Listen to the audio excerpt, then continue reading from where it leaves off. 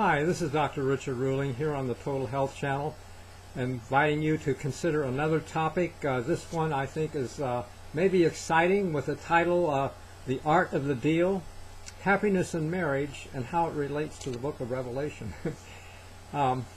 It's been said that for man, a love in marriage is an important part, but for the woman, it's her whole existence, or nearly so.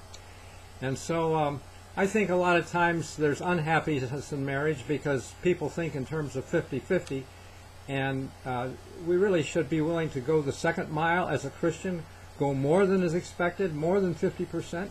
If we're willing to do that, and both sides are willing to do that, it can be happy, especially if you're wise and you ask the right questions ahead of time. And I have a couple examples, actually three. Let me share a personal experience, first of all, to illustrate some of these truths that I think have a profound application in the book of Revelation. Okay, 10 years ago, I was living in Maryland, just outside D.C., Tacoma Park, Silver Spring, and my wife got a bladder infection. And the usual things, water, cranberry juice, Uva Ursi, didn't seem to work, and she got impatient, and she asked her doctor about it, and he was happy to prescribe a prescription, and it took care of the ear infection just 2 or 3 days. But a few months later, she got spots under her skin and went back to her doctor, who did a blood test and called urgently the next morning, referring her to a hematologist who did a bone marrow, a splenectomy, treated her with high steroids, transfusions, gamma globulin, in and out of hospitals, died of a stroke. Well, you know, and that, by the way, illustrates a website that I have, Leading Cause of Death, PrescriptionDrugs.com. I even went through the U.S. Senate with medical literature to show that was the case, until one senator said, you know, you're wasting your time, they own us. Congress is sold out, this country is sold out. We're just waiting for the right events to happen for big-time, end-time stuff. So, anyway, having that experience, wanted to remarry. I just didn't like cooking my own food. Beans and rice didn't do it for me exactly. I had a wheat allergy, and sandwiches wouldn't work. So, bottom line, I joined a Christian singles dating and saw a lot of women look nice, and they all wanted to get married. Just move where they are, get acquainted. You know, well, that's hazardous. You know, it takes time, money, effort to relocate. And what if she's not Mrs. Right? So there were three things that impacted my ability to get married quickly, happily, and I'd like to share them with you because there are probably some people online that might like to do something similar. First story was a example of a pastor who was asked to marry another couple, and the parents of the girl did not want them to marry. They said, he is not right for our girl, please help us, what can you do? And he met with the young couple and said that he would marry them on one condition: if they would spend a week each night, talk about what they wanted to talk about, talk as long as they wanted to talk, but no hugging or kissing. Well, they agreed. And in about 3 days, she called on the phone and said, you know, he's the biggest bore I've ever met in my life. They didn't have anything in common except affection. You know, this is like frosting on the cake. You know, if you don't have a cake, frosting can make you sick. So bottom line, it didn't happen, and that influenced me in considering this, because another story I heard on Focus on the Family, it was about first century marriages and how a man and his son would visit another home of a man and his daughter. And the men might talk about price, and the young couple might be talking for the first time, but they probably talked about everything: money, family, sex, kids, work, religion, attitudes, food, you know. And so bottom line, if both conversations were happy, the dad would give his son a cup of grape juice, and he would offer it to the young lady. And if she accepted that drink and drank from the cup, they were officially engaged. He would go home and build a room on his dad's house. She would sew and get ready, and in about a year, he would come to pick her up for the wedding. You know, not a lot of time for other stuff. And so, bottom line, the questions had to be wise and careful, and without emotional involvement, without the physical wanting to do this. You just have to make a choice. Then there was a third thing that influenced my ability to do this, and that is the wedding parable of Matthew 12, where it says in Luke 12:36 that we're to be ready that when he comes and knocks, that we open immediately. And blessed is that servant whom his Lord finds watching. He will gird himself, make him sit down to eat, and come forth and serve him. That's like the Last Supper. And when Christ gave the new covenant. Well, the new covenant is like, marriage covenant, really. In the Bible, when God made a covenant with Israel, he later said, I'm married to you. So we want to understand how that works, but it looks like Christ is just going to accept us. But maybe not. Maybe it's involved in that supper. Come and I will make you sit down to eat. I'm seeing that the marriage supper that is scoffed at in the wedding parable of Matthew 22 is, first of all, I should say that the wedding parables all have Passover imagery or links to Passover, so that the wedding feast at that time is the Feast of Unleavened Bread. And maybe that's why that feast is scorned and ridiculed. Who wants crackers for a wedding feast, okay?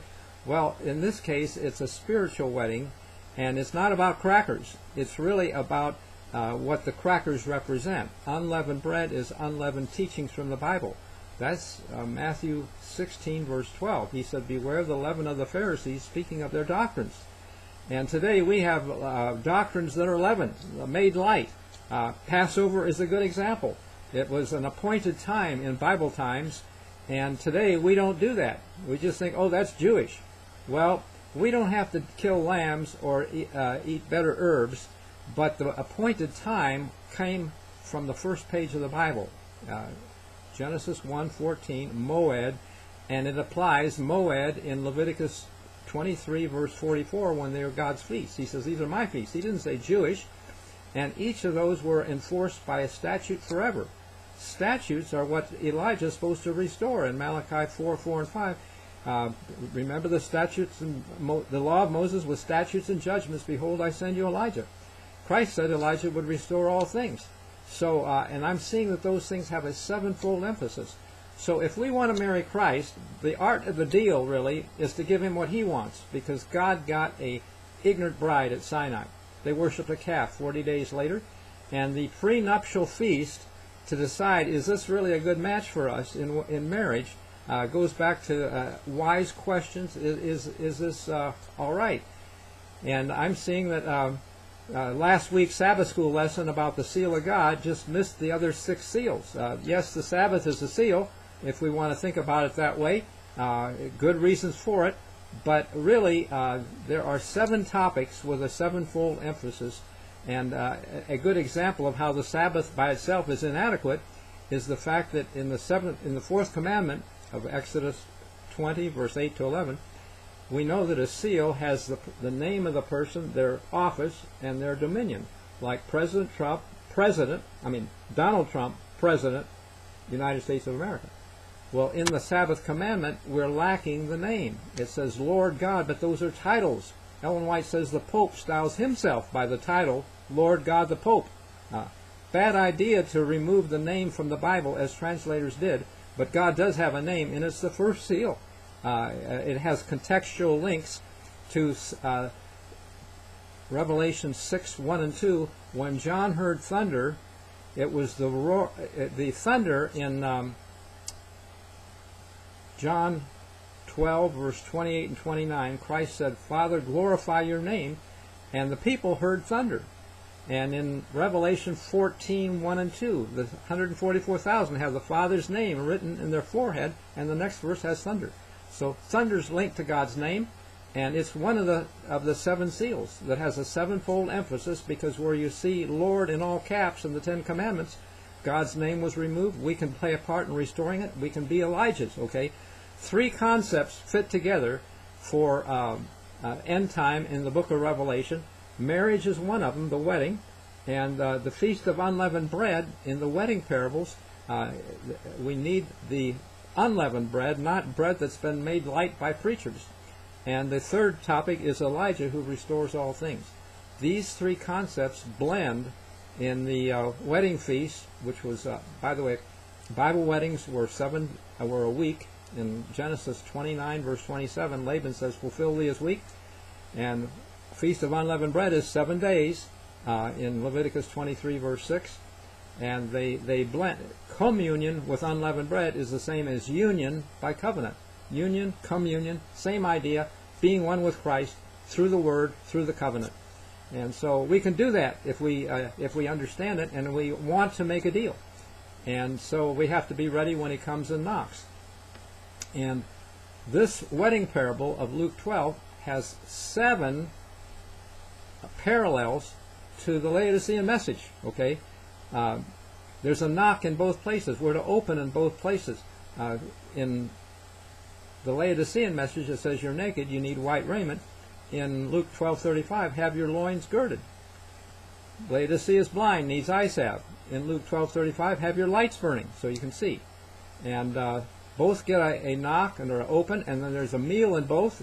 He will gird himself, make us sit down to eat. In Luke 12:37, in Revelation 3:20, if you open, I stand at the door and knock. If any man hear my voice and open the door, I will come into him and sup with him. That's the supper. And if we do that, and things are happy, He says, to him that overcometh will I grant to sit with me on my throne. And in Luke 12 it says he will make us ruler over all. So really, the Laodicean is a wedding message, but the issue is readiness for the knock, okay? And that's the same in Luke 12. The knock, if the Bible is its own expositor, it must be an earthquake, because that's how the Laodicean church ended. Revelation is about how things end. And that last church, rich, increased with goods, didn't need anything, Christ outside knocking, ended, all their materialism ended in a knock, earthquake, okay? And I believe that we will see that as it's impending. And if we're ready for it, and for the Feast of Unleavened Bread at that time, because Luke 12:36 says, when I come and knock, you must open immediately. It's the Feast of Unleavened Bread at that same time. The wedding parables all have clues fitting second Passover as the days of Noah, when the flood came with Passover timing, but second spring month. Also, when 5 women missed the wedding, Christ said, watch, you don't understand. It's like a man traveling to a far country. Well, in Numbers 9, verse 10, 11, if they didn't travel in winter, but if they took a long journey in spring and couldn't get back, they were to keep Passover the second spring month. Okay, and so Christ was the master who took the long journey. His return will conform to His law that fits second Passover. But He was not coming visibly. It's an invisible coming, like God came to Egypt when He executed judgment and took Israel to the covenant. And so that's how we must be ready immediately. And I want to look now in this short little discussion of how that knock, earthquake, okay, is like, it's encoded 5 different places in Revelation, okay. We said it's the knock. In Revelation 6:1, John heard thunder. It's the roar of the lion. Okay, when lions roar, it sounds like thunder. But Christ is the Lion of Judah. That was in the Sabbath school lesson a couple weeks ago. And but when a lion roars, sounds like thunder. And it says that Christ. It says in Joel 3:16, the Lord will roar, the heavens and earth will shake. So that's earthquake. Okay, so knock, roar. Revelation 8:5, it clearly says earthquake. And then the 7 angels with the 7 trumpets prepared a sound. Well, that's totally missing from this week's Sabbath school lesson on the trumpets. You don't get an earthquake, and the application of the trumpets in this week's Sabbath school lesson goes back historically, how God did things and delivered Israel, but it doesn't imply coming. Coming events, Ellen White says, cast their shadow before, and we're seeing, in fact, she says, trumpet after trumpet is to be sounded. Vial after vial poured out. Those two statements sound like the conquest of Jericho. They went around Jericho 6 days, blowing a trumpet each day, 6 days.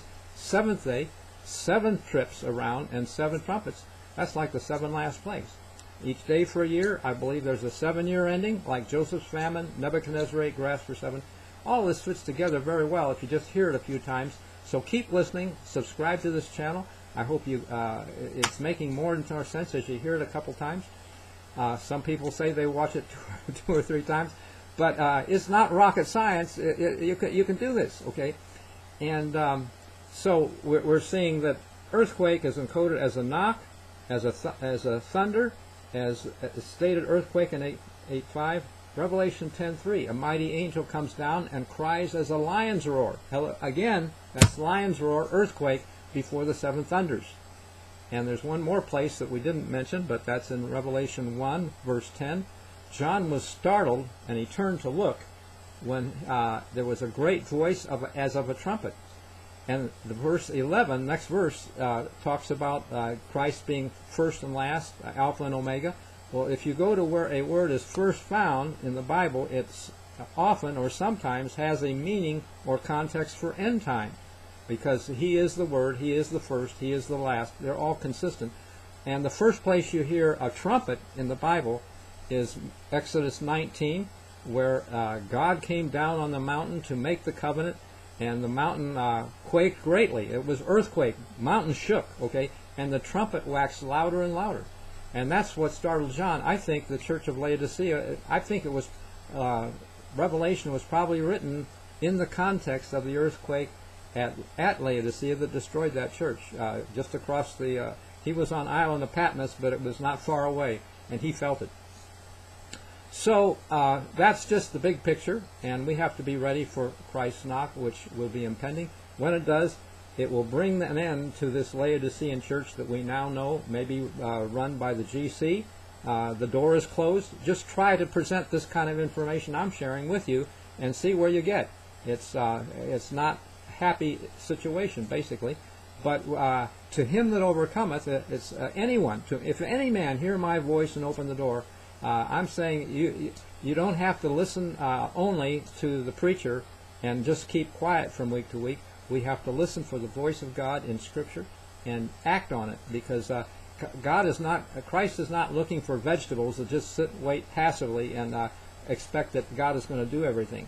The imagery of the wedding parables suggests that in Luke 12, because in Genesis 15, God was proactive when he went between the pieces of the sacrifice, making a covenant with Abraham. And he had promised 7 times, I'll give you this land, I'll give you this land, I'll give you this land.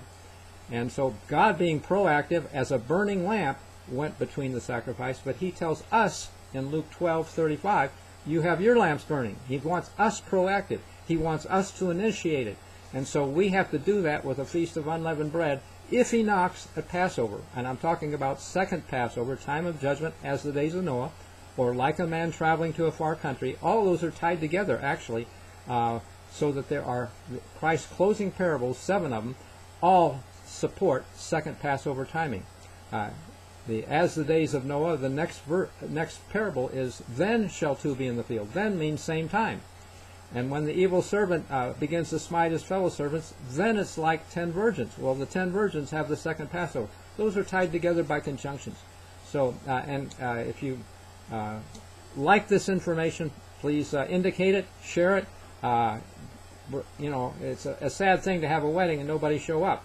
And it can be our wedding if we do all we can for it. And if we don't do all we can for it, I'm not sure we're entitled to really be a part of that group, 144,000, which was the topic last week, and or maybe this week. Anyway, last week, because this week is the 7 trumpets, and they're missing it again in the quarterly. Thank you very much. God bless you. Appreciate it. We'll see you at the time.